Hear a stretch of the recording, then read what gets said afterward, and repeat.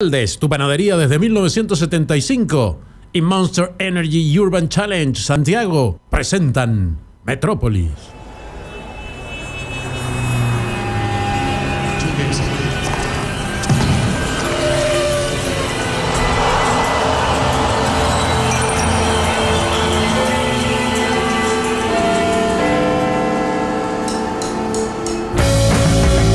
Llega el mediodía e iniciamos las 2 horas más atrevidas e incautas del día.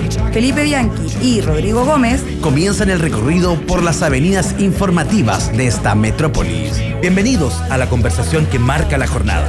Bienvenidos a Metrópolis.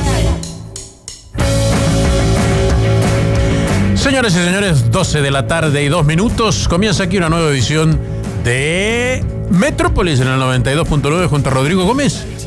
Buenas tardes, Felipe. Me encantaría que esta mesa se transformara en una pasarela. En una pasarela y tú pudieras mostrar y lucir tus pantalones fucsias. Anda a reírte de tu abuela. Buenas tardes, Cristian Peñailillo. ¿Qué tal, Felipe? Impresionado verdaderamente por el color llamativo de tus pantalones del día de hoy. El verano llegó a esta radio, el verano lo trajo Felipe Bianchi, el verano es de todos.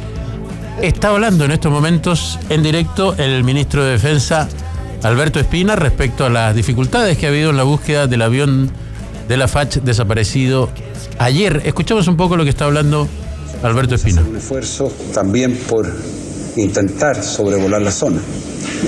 Pero hoy día solo nos queda decirle que no habrá ninguna limitación en lo que vamos a realizar para lograr saber qué ocurrió, si Dios quiere.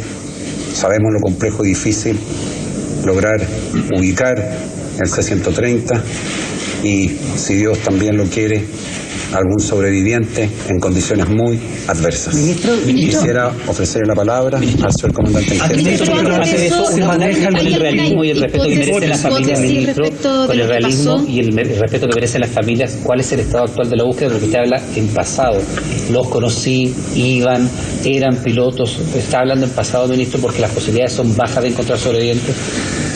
Las posibilidades son muy difíciles, pero creo que sería profundamente erróneo que en el momento en que estamos con toda la energía y decisión, haciendo todo lo humanamente posible, decayéramos en el ánimo. Nosotros tenemos que hacer todos los esfuerzos por encontrarlos. Y cuando me refiero a que los conocía, es porque los conocía. Pero obviamente no dice relación con algo que nosotros hayamos agotado. En este momento acabamos de hacer un análisis en detalle con el comandante en jefe de la Fuerza Aérea de todas las alternativas para ubicarlos. Y no vamos a cejar en ese empeño. Y lo vamos a hacer a fondo, porque una de las cosas las puede hacer a medias, las puede hacer decepcionado, las puede hacer con garra. Nosotros las vamos a hacer con mucho interés. Ministro, usted dice que es difícil alguna señal por parte de una balsa que se está analizando. ¿Han tenido ustedes contacto con esta aeronave? Tanto después se habla de teorías que todas están esas manejando los preguntas familiares de... le agradecería que las contactara el especialista, que es el comandante en jefe de la Fuerza Aérea. Pero, ministro, usted dice que es difícil saber lo que pasó, pero ¿hay algún tipo de hipótesis a esta hora? Esa respuesta creo que la persona que más la conoce y más la sabe es el comandante en jefe de la Fuerza Aérea. ¿Qué es el que va a hablar en este momento? Se pone frente a los micrófonos de la prensa el comandante en jefe de la Fuerza Aérea. Escuchamos. Le voy a pedir que coloquemos un poco de orden, porque si no, no vamos a poder hacer esta conferencia en buena forma. Quisiera expresar en primer lugar que para la Fuerza Aérea de Chile esto nos ha afectado muchísimo, que haya desaparecido este avión y con estas 38 personas a bordo. Obviamente que para la Fuerza Aérea de Chile es un tremendo impacto, porque sabemos lo que significa perder a un familiar. En ese sentido, tengan la seguridad que la Fuerza Aérea de Chile va a hacer todo lo humanamente posible para buscar en este momento a los 38 desaparecidos que tenemos en este momento. Asimismo, quisiera indicarles que desde ayer, desde que supimos, ¿no es cierto?, ya el avión no podía regresar, se tomaron diversas medidas durante toda la tarde de ayer, durante toda la noche, medidas que iban en el sentido de tratar de buscar, ¿no es cierto?, a este avión desaparecido. Se emplearon medios aéreos y también buques de la Armada desde un principio, de tal forma de iniciar la búsqueda, y hoy en día les quisiera contar la cantidad de medios que en este momento se están empleando en la zona. Permiso. En relación a medios aéreos nacionales, un 630 son 9 aviones, incluyendo 2 aviones de la Armada, el resto de la Fuerza Aérea. Trajimos desde el norte 4 aviones F-16 por las capacidades que tienen de reconocimiento infrarrojo y también la capacidad con su radar de apertura sintética de poder visualizar objetos, inclusive cuando están nublados. También hay 2 aviones F-5, C-130, Twin Otter, y vienen en camino también helicópteros Black Hawk de Santiago. También hemos coordinado medios aéreos internacionales. Nos está operando un C-130 uruguayo que está aquí, un C-130 argentino que está operando desde Argentina, y viene en camino un P-3 de Brasil, y estamos coordinando un avión también con el Reino Unido. Asimismo también participan en la búsqueda medios navales, que son 9, nacionales 5, el buque Aldea de la Armada, más 2 helicópteros, Fuente Alba, Condel, La Cochrane y Cabo de Hornos. Esos 3 últimos están en tránsito a la zona de operaciones. Asimismo también medios navales internacionales, que son 4. El buque National Geographic, el buque Ondius, el buque Union Sur, que es un pesquero, y el Antártica Endeavour. Asimismo también hemos apoyado la búsqueda, o la estamos apoyando la búsqueda con medios satelitales, principalmente de Israel, de Estados Unidos, del Comando Espacial de Estados Unidos, nuestro FASAT Charlie, y acabo de tener contacto con el comandante en jefe de la Fuerza Aérea Peruana, que también va a poner a disposición su satélite para poder obtener fotos de la zona. Como les dije anteriormente, para la Fuerza Aérea de Chile es una situación sumamente compleja. Pero esto no quiere decir que vamos a aflojar los brazos y vamos a seguir en la búsqueda de nuestros compatriotas. En este sentido, la Fuerza Aérea de Chile va a poner todo el esfuerzo, y así lo hemos estado haciendo desde un principio, para encontrarlo. Sobre todo porque quienes iban arriba de este avión C-130, y como ustedes bien saben, ese avión es un avión muy importante para la Fuerza Aérea y para el país. El C-130 normalmente trae ayuda a nuestros conciudadanos. Actúa en tiempos de catástrofe, entregando ayuda humanitaria. Es un avión de una gran capacidad. Arriba habían 2 pilotos con mucha experiencia, como decía el señor Ministro de Defensa Nacional. Tuvimos la oportunidad de verlos operar en el último ejercicio en Estados Unidos, en el Mobile Guardian, que tuvieron una excelente participación. Pilotos con... El comandante de la aeronave tiene más de 5.000 horas de vuelo, más de 2.000 horas de vuelo en C-130, y el piloto que iba al mando de la aeronave tiene más de 3.000 horas de vuelo en C-130. Eran pilotos realmente experimentados. Por lo tanto, como dijo el ministro también, se acaba de iniciar una investigación sumaria, la cual la haremos al máximo detalle, porque nosotros, los pilotos, somos los primeros que queremos saber qué pasó. ¿Puede haber algún desperfecto del avión? Es un avión que es de 1978. ¿Puede haber habido algún desperfecto técnico, considerando, como usted dice, la experiencia? Yo no voy a descartar nada, porque sería muy mal hacerlo. Eso lo va a terminar la investigación. Están todas las posibilidades abiertas. Y eso lo veremos cuando termine la investigación. ¿Pero qué puede explicar que no haya funcionado el sistema de alerta que tiene ese avión? Claro, bueno, pueden haber varias hipótesis que no haya funcionado el sistema. El sistema de alerta es un sistema, ¿no es cierto?, que actúa por impacto de la aeronave, con una cierta cantidad de G. Muchas veces cuando los impactos son demasiado fuertes en el agua y el avión se hunde rápidamente, no alcanza a emitir señal. Esa puede ser una posibilidad. General, lo que la familia andan hablando de una señal de una balsa. Sí, por supuesto. Obviamente, porque hay 3 civiles, obviamente. ¿Cuál va a ser la actitud de la Fuerza Aérea en relación a aquella investigación del Ministerio Público? Completamente abierta, transparente y vamos a apoyar todos los requerimientos que nos hagan los jueces en su debido momento. General, todo lo antes de la aeronave, la mantención, por supuesto. de carga de pasajeros. Para la tranquilidad de la familia. Ahí está entonces la conferencia de prensa que en estos precisos minutos llevan a cabo el ministro de Defensa Alberto Espina y el general en jefe de la Fuerza Aérea Arturo Merino, quien ha dado a conocer la información respecto a el trabajo que está haciendo para poder encontrar ese avión C-130 Hércules desaparecido ayer mientras viajaba entre nuestro país y la Antártica, entre el continente y la Antártica. Sí, el general Arturo Merino lo que acaba de en su conferencia habló de perder un familiar, o sea, y después habló de desaparecido. Yo creo que las señales que dio el general son duras, son contundentes. Ojalá lo encontraran con vida, pero uno cuando escucha al general, que es un hombre de mucha experiencia, un general de aviación que conoce un poco las limitantes que tiene el avión y también los pros que tiene el avión, da la impresión que no es que se esté dando por perdido, pero el mensaje es duro. Sí, es evidente que la información que hay es que el avión desapareció y en ese sentido en un viaje que no tiene muchas más posibilidades, que es desde el continente hasta la Antártica y entre medio solo hay mar, la única hipótesis más lógica es que el avión tuvo un desperfecto y cayó.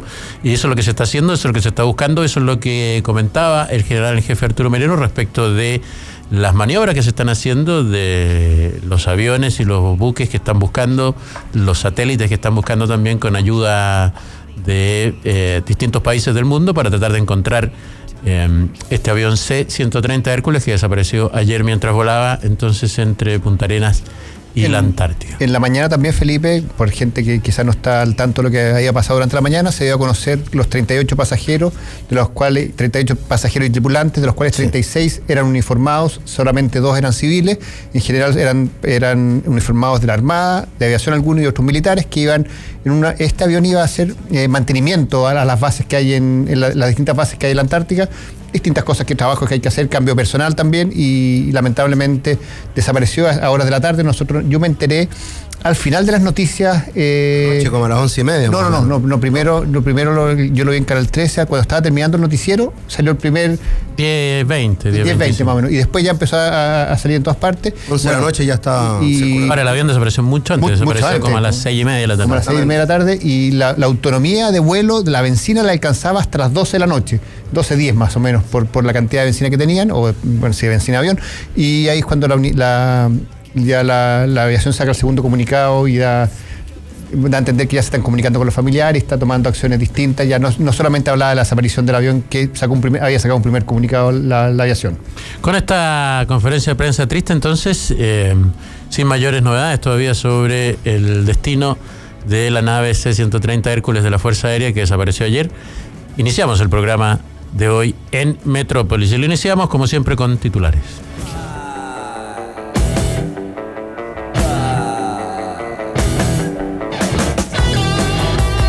Intensa búsqueda, ya lo escuchamos recién al ministro y al comandante en jefe de la FACH, y también se había sumado desde muy temprano el presidente Sebastián Piñera, quien monitoreó las labores de búsqueda desde el puesto de mando allá en Cerrillos.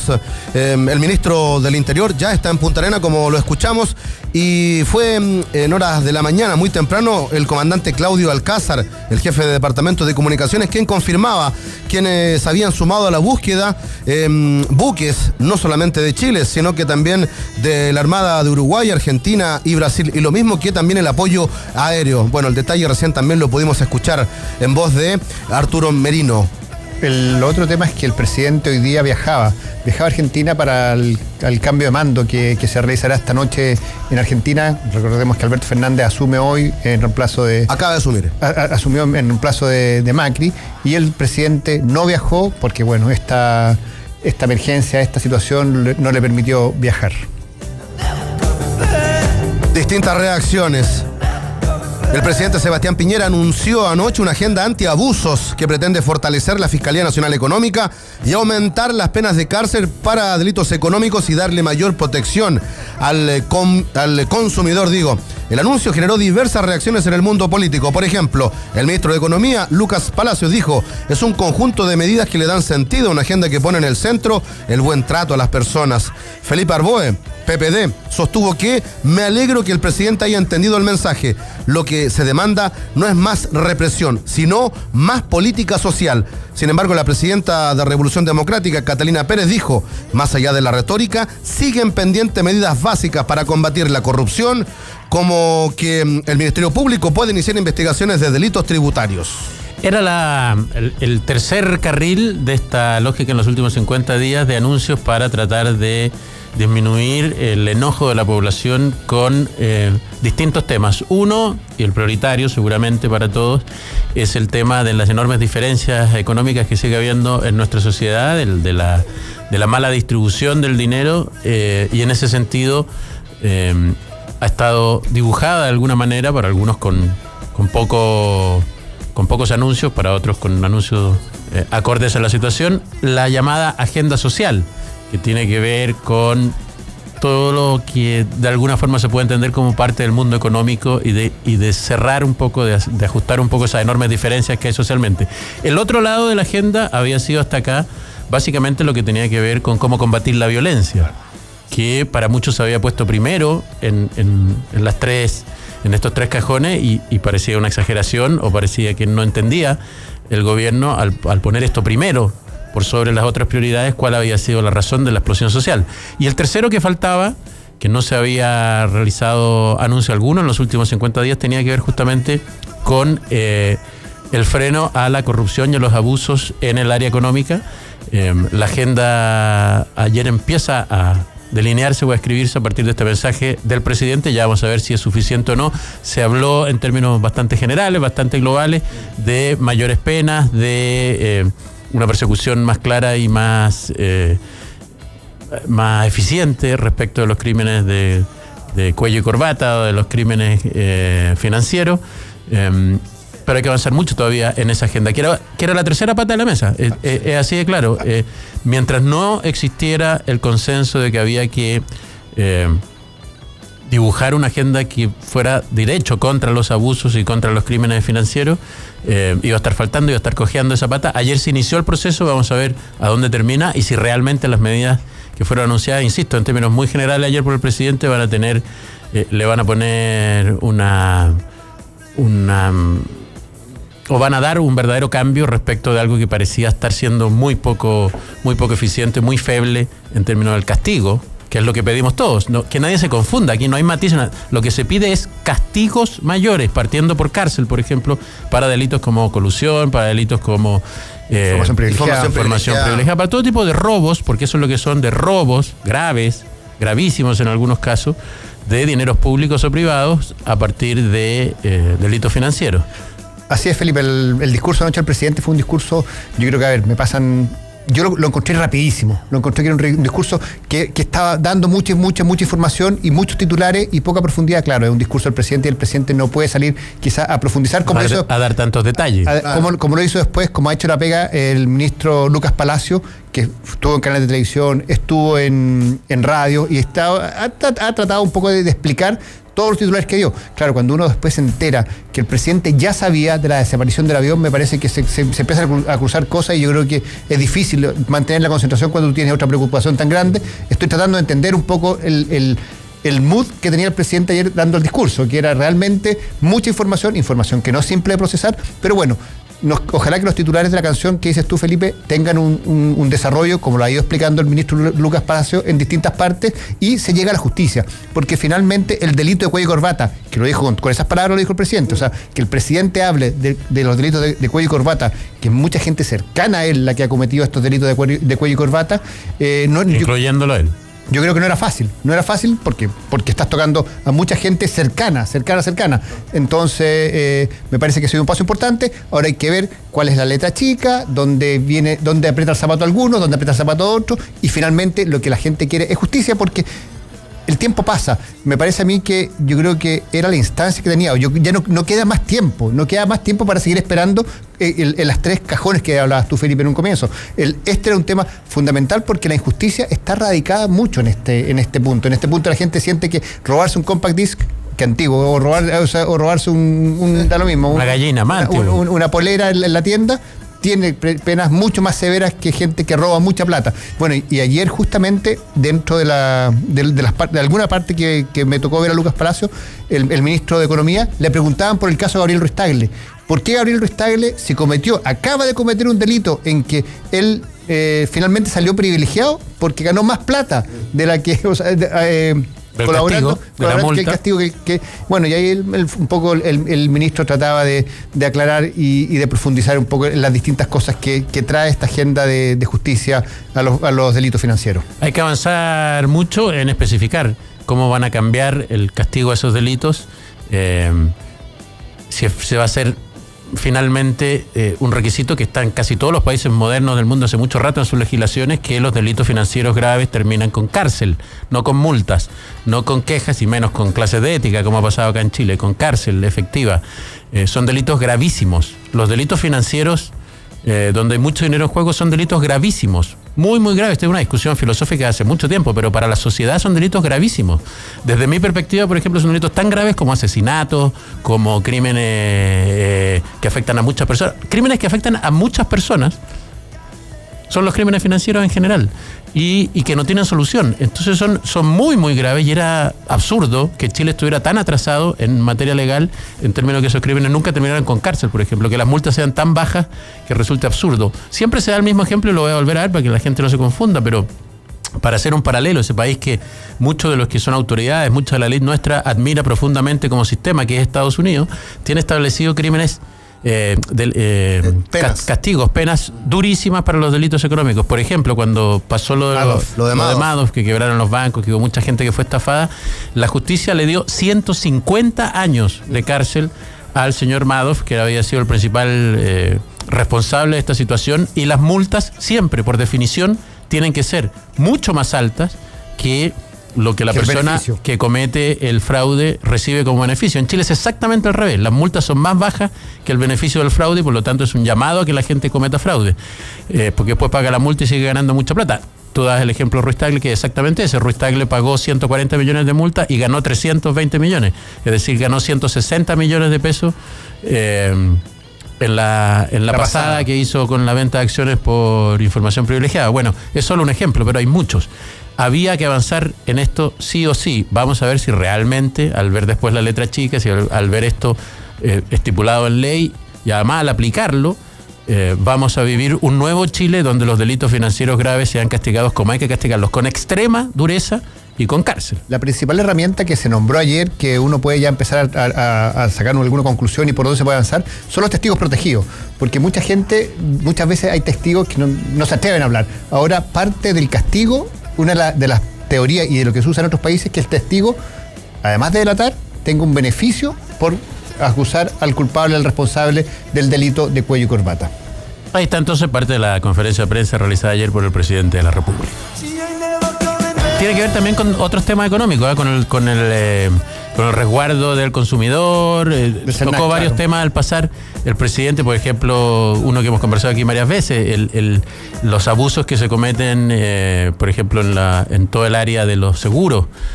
Cuando tú sigues pagando por años seguros que ya no tienes, o te hacen pagar un seguro sin saber que lo estás pagando, qué sé yo, ese tipo de cosas, también va a ser revisado de acuerdo al anuncio del presidente Piñera.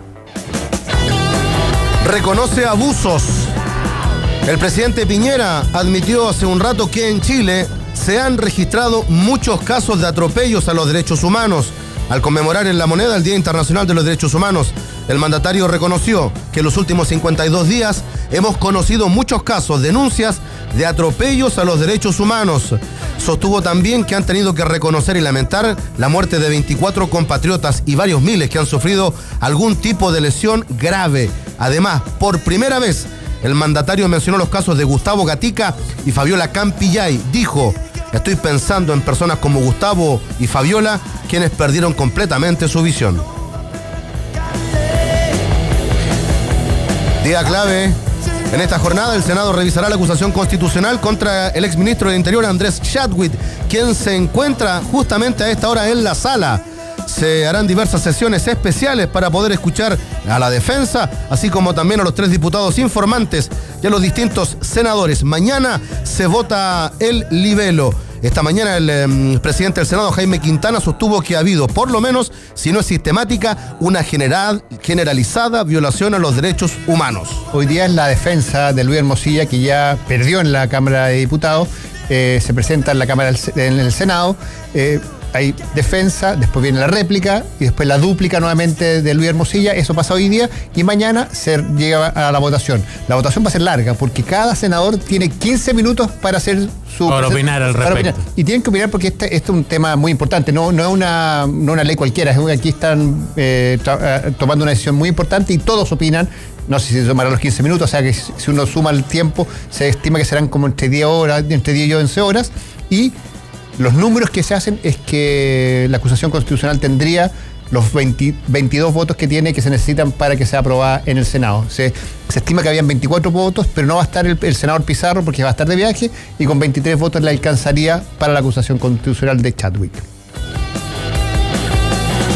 Por secretaría. ¿Quién? ¿Cómo? ¿Cuándo? El cupo del Chile 4, Felipe, para la edición 2020 de la Copa Libertadores deberá ser designado hoy por el directorio de la Federación de Fútbol de Chile. Esto luego de que la Conmebol rechazara la opción de esperar que el nombre del club que asistirá a la Libertadores se disputara en cancha entre Unión y la U. Expliquemos eso. Porque mucha gente dice, bueno, ¿por qué no lo dejan como en Chile 4 nomás la Conmebol y después lo llena para el momento del sorteo? Ya no se puede hacer eso que se hacía antes, ¿eh? Muchas veces lo vimos en sorteos que no aparecía el nombre del club, sino que quedaba el espacio y después cada federación lo llenaba cuando podía, cuando había algún atraso.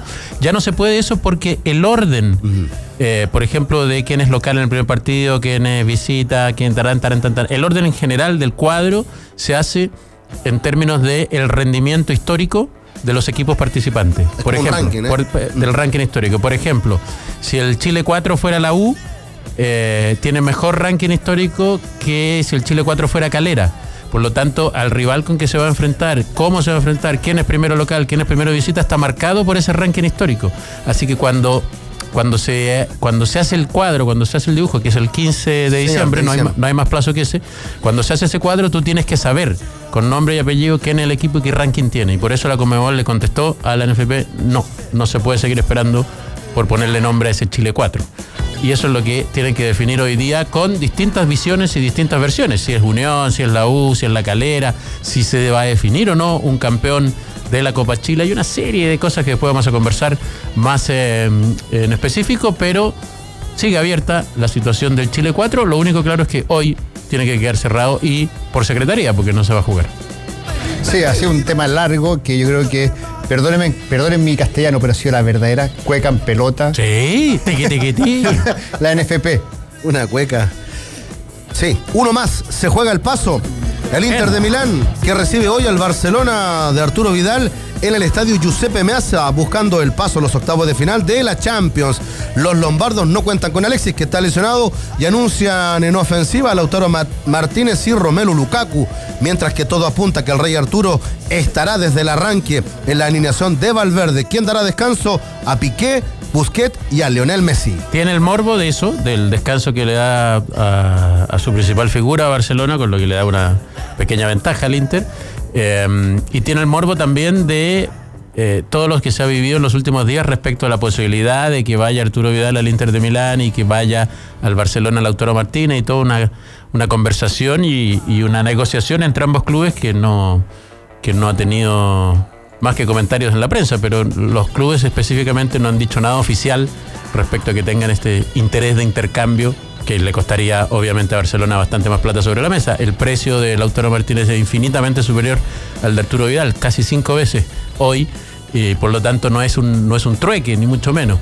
Tendría que dar mucho más plata a Barcelona, pero cuesta creer que Inter va a soltar en estos momentos, hoy, a su principal figura cuando está peleando el título en Italia. Después de tanto tiempo por armar un equipo, el Inter, que trajo a Conte, entrenador, y que armaba un equipo, que trajo a Lukaku, que tiene a Lautaro Martínez, que está empezando a dar fruto, y que, ojo, la Liga Italiana se está reposicionando, porque la Liga Italiana hace 3 años no es la Liga Italiana de ahora. La Liga Italiana está teniendo nuevos capitales, está formando nuevos equipos, está teniendo una competencia y quiere volver a ser la potencia. Le va a costar, porque está la Liga Inglesa, está la Liga Española, la Alemana, que se han ido fortaleciendo, pero la Liga Italiana tiene un historial, saben lo que es ser la número 1 de Europa, y un poco la Juventus ha competitivo últimamente, de buena forma y en el Inter yo creo que hoy día están esperando eso, están esperando volver a tener una liga competitiva y yo creo que lo van a lograr. Sí, y en ese sentido es difícil pensar que puedan soltar, insisto, a Lautaro Martínez. Esas son las noticias principales a esta hora, 12:31 de la tarde, cuando en Santiago de Chile ya llegamos a los 27 grados en estos momentos. No va a subir mucho más, se supone que va a subir hasta 29, que esa va a ser la máxima del día de hoy, de acuerdo a lo que indican las predicciones respecto del clima. Antes de irnos a la primera pausa, el hashtag del día y la pregunta para nuestros auditores y auditoras. Sí, Felipe, el hashtag del día de hoy es Metrópolis Búsqueda. Búsqueda, claramente, por lo que tiene que ver con el Hércules desaparecido el día de ayer siniestrado. Y la pregunta tiene que ver con lo de la Copa Chile. ¿Quién debe ser el Chile 4? Así de simple. Primera alternativa, la Unión Española. Segunda, Universidad de Chile. Tercera opción, Unión La Calera. Y la última alternativa, ninguno, por chantas. Llevamos 813 votos. 813 votos. ¿Quién va ganando? En menos de media hora. Uy, están ahí combo y combo. La Unión con un 25% está ganando. Con un 23% lo sigue la U. ¿Cómo? Está ganando con un 29%, ninguno por chantas. Y tiene razón, 30%. Subió. En el último segundo se sí, metió. Señor. Ninguno por chanta pues. Con un 30%. Después viene la Unión con un 25%. La U con un 23%. Y la Calera con un 22%. O sea, parejito. Casi 4 cuartos. Sí, casi señor. 4 cuartos, pero gana por chantas. Vamos y volvemos. La metrópolis no se detiene. Nosotros ya volvemos. La clave me escucha. En el corazón de Providencia